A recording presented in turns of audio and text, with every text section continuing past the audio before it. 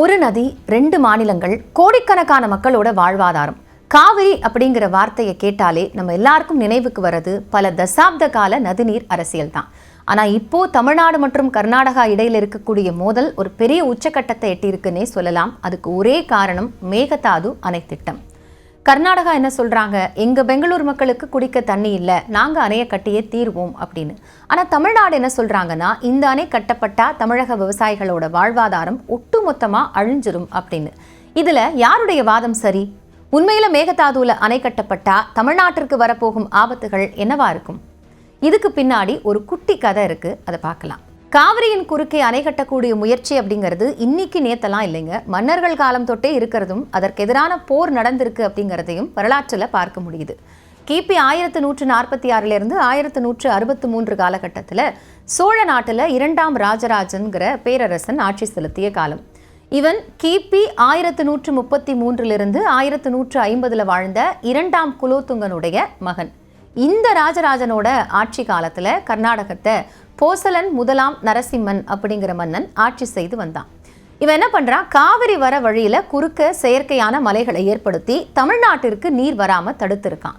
இதனால காவிரியில நீர்வரத்து குறைந்து போய் தமிழ்நாட்டில் அடங்கியிருந்த சோழ நாட்டினுடைய பாசன கால்வாய்கள் எல்லாமே தூர்ந்து போனதை அடுத்து வறுமையும் பஞ்சமும் ஏற்பட்டிருக்கு. இதுக்காக சோழ நாடு முழுவதும் பஞ்சத்தாங்கி அப்படிங்கிற ஏரிகள் வெட்டப்பட்டு அதனாலையும் எந்த பயன் இல்லாம போகுது. அதன் பிறகு 2ஆம் ராஜராஜன் சும்மா இருக்கல. கடும் கோபம் கொண்ட ராஜராஜன், தமிழ்நாட்டோட உரிமை காவிரி நீர், அதை தடுக்க மைசூர் அரசுக்கு உரிமை இல்லை, போசல வீர நரசிம்ம அரசுக்கு இந்திரனே துணையா இருந்தாலும் எனக்கு கவலை இல்லை அப்படின்னு கர்நாடகா மீது போர் தொடுக்கிறான். இந்த போர்ல வெற்றி வாகை சூடிய 2ஆம் ராஜராஜன் போசலன் 1ஆம் நரசிம்மன் அமைத்திருந்த அணைகளை எல்லாம் தகர்த்து எறியறான். மீண்டும் தமிழ்நாட்டிற்குள்ள காவிரி பாய்ந்தோடி சோழ நாடு வளம் கொழித்தது. இதன் மூலமாக 2ஆம் ராஜராஜன் காவிரி கண்ட சோழன், பொன்னிக்கு வழிகண்ட கண்டன் அப்படிங்கிற புகழெல்லாம் அடையலாம். இந்த போருக்கு ஏற்பட்டிருக்கக்கூடிய செலவை ஈடுகட்டுறதுக்காக காவிரி கரை விநியோகம் அப்படிங்கிற பேரில் வரி விதிக்கப்பட்டதாகவும் வரலாற்று குறிப்புகள் சொல்லுது. இந்த வெற்றி குறித்து தக்கையாக பரணி, ராஜராஜ சோழன் உலா, பெரிய புராணம், எரிபத்த நாயனார் புராணம், நச்சினார்க்கினியனுடைய தொல்காப்பிய உரை, இதிலெல்லாம் மேற்கோள் காட்டப்பட்ட பாடல்களாக இந்த சான்றுகள் இருக்கு. கிபி 17ஆம் நூற்றாண்டினுடைய இறுதியிலேயும் காவிரி நீருக்காக தமிழ்நாடும் மைசூரும் மோதிக்கொண்டது. அந்த காலகட்டத்தில் மதுரையை ராணி மங்கம்மாளும் தஞ்சையை மராட்டிய மன்னனான சகசியும் ஆட்சி செய்கிறாங்க. அப்போ மைசூரை சிக்கதேவ மகாராயன் அப்படிங்கிற மன்னன் ஆட்சி செய்து வந்தான். அவன் காவிரியினுடைய போக்க அணை கட்டி தடுக்கக்கூடிய ஒரு முயற்சியில ஈடுபட்டான். ராணி மங்கம்மாளும் சகசியும் பல பிரச்சனைகள்ல கருத்து வேறுபாடு கொண்டிருந்த சூழல்ல கூட காவிரி நீரை அணை கட்டி தடுக்கக்கூடிய மைசூர் மன்னனுக்கு எதிராக ஒன்றுபட்டு களமிறங்குறாங்க. 2 பேரினுடைய படைகளும் மைசூருக்கு அனுப்பப்படுது. ஆனா இந்த படைகள் மைசூரை போய் அடையறதுக்கு முன்னாடியே காவிரியின் குறுக்கே மைசூர் மன்னன் கட்டிய அணை திறமையற்றவர்களால கட்டப்பட்டதுனால காவிரி வெள்ளத்துல தானாவே அடிச்சுட்டு போகுது. அதன் பின்னர் காவிரியில தடையில்லாம நீர் வர தொடங்கியது அப்படிங்கிறது உண்மை. இந்த சம்பவங்கள் எல்லாத்தையும் அறியும் போது மன்னர்கள் காலத்திலேயே காவிரி நீருக்கான போராட்டம் தொடங்கப்பட்டிருக்கு அப்படிங்கிறத தெளிவா புரிஞ்சுக்கலாம்.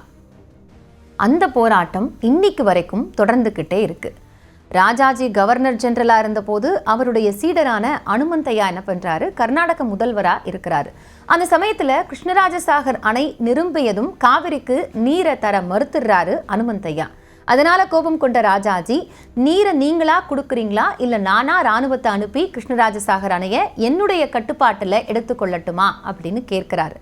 இதனால அதிர்ச்சிக்குள்ளான அனுமந்தையா அதன் பின்னாடி தமிழ்நாட்டுக்கு காவிரியில தண்ணீரை திறந்து விட்டதாகவும் வரலாற்று சான்றுகள் இருக்கு.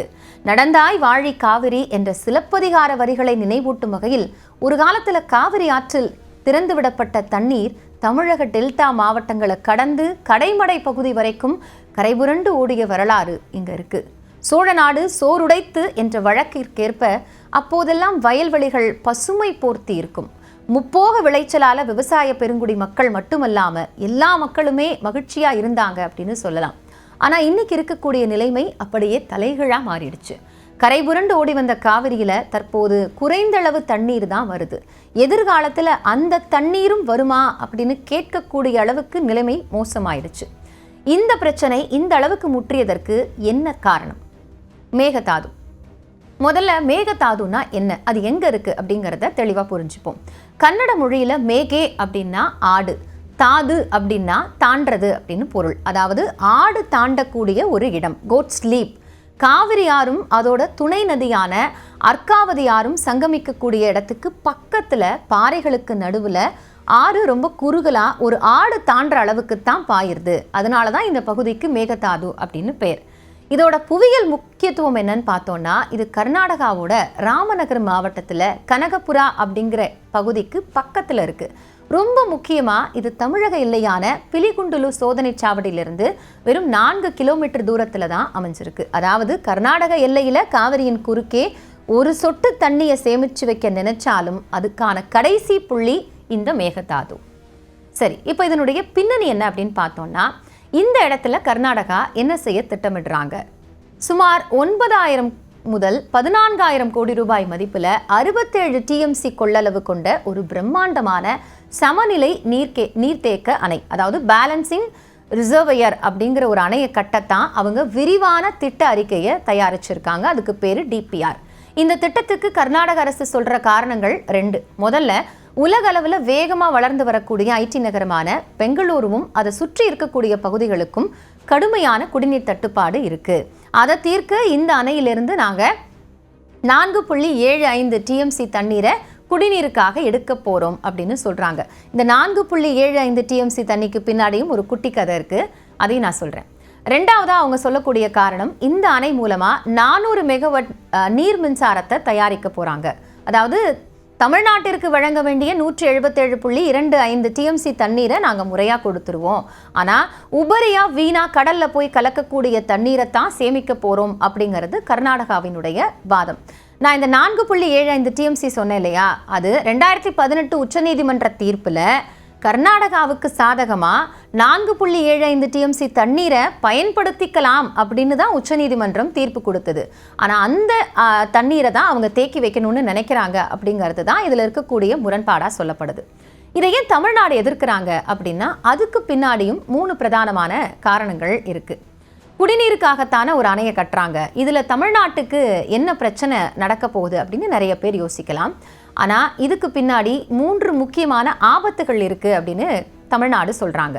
முதல் விஷயம் என்ன அப்படின்னா, உபரி நீர் கிடைக்கக்கூடிய உரிமை பறிபோகும், லாஸ் ஆஃப் சர்ப்ளஸ் வாட்டர் அப்படின்னு புரிஞ்சுக்கலாம்.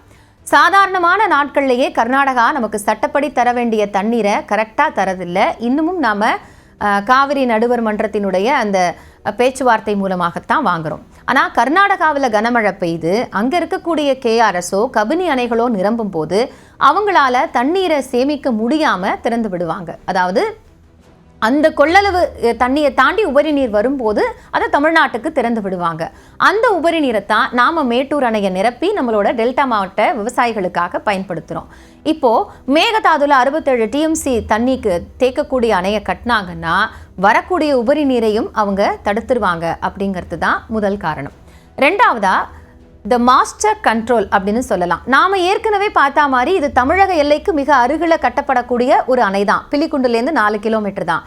ஆனால் இதை கட்டி முடிச்சுட்டாங்கன்னா தமிழ்நாட்டிற்கு எப்போ தண்ணி திறக்கணும், எப்போ தண்ணி நிறுத்தணும் அப்படிங்கிற ஒட்டுமொத்த கண்ட்ரோலும் கர்நாடகாவோட முழு கட்டுப்பாட்டுக்குள்ளே போயிடும். ஸோ கீயே அவங்க கிட்ட தான் இருக்கும்.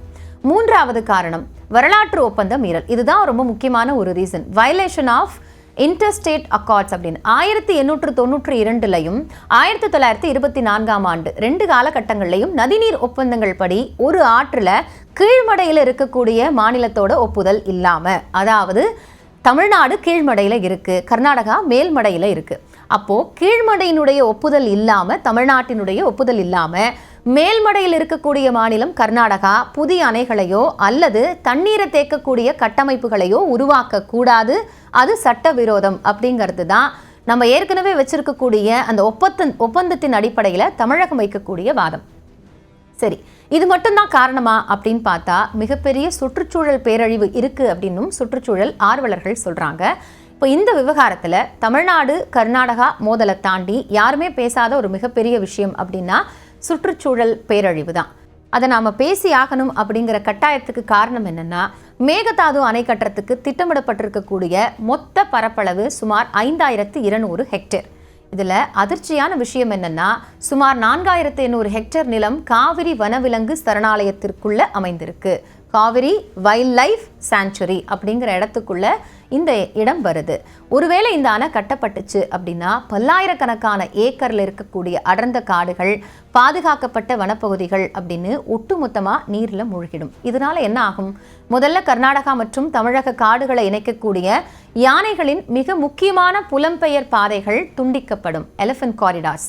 இதனால மனித யானை மோதல்கள் அப்படிங்கிறது இன்னும் பல மடங்கு அதிகரிக்கும். ரெண்டாவதா, இந்த வனப்பகுதியில் மட்டுமே வாழக்கூடிய சாம்பல் நிற அணில்கள், அதாவது கிரிசில் ஜெயன்ட் ஸ்குவிரல் அப்படின்னு சொல்றாங்க, நீர்நாய் வகைகள் மற்றும் காவிரியோட பூர்வகுடி மீன் இனமான மாஷீர் அப்படிங்கிற மீன் இனமும் அரிய வகையா இருக்கு. அதனால அந்த இனமும் வாழ்விடங்கள் முற்றிலுமா அழிக்கப்பட்டு அது அழிந்து போறதுக்கான ஆபத்து இருக்கு அப்படின்னு சொல்றாங்க. ஸோ இதெல்லாம் தான் சுற்றுச்சூழல் ஆர்வலர்கள் இந்த திட்டத்தை எதிர்க்கிறதுக்கு மிக முக்கியமான காரணமா சொல்லப்படுது.